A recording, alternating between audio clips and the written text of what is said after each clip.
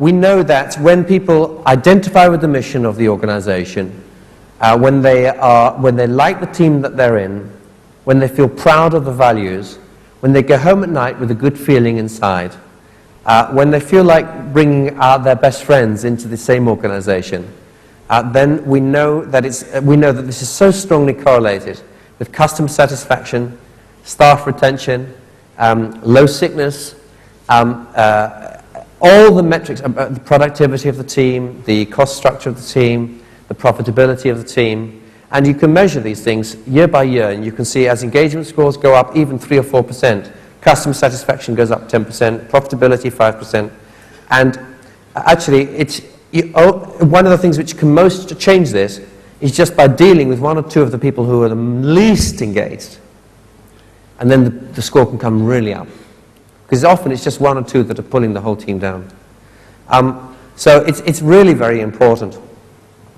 I think one of the challenges, though, and perhaps we're going to hear more about this, I'm sure we will after lunch, when we talk about how to lead without having to lead by, this is my job, you do what I say because I'm your line manager. That's a terrible way to lead. But when we learn how to lead out of who we are,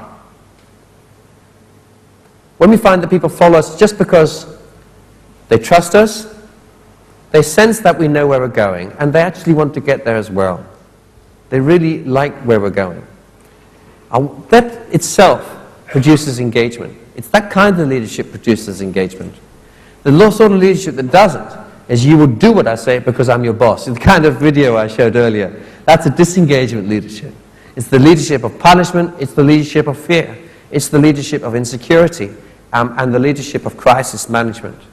But real, strong, sustainable leadership is of this very, very different character. It enhances the spirit.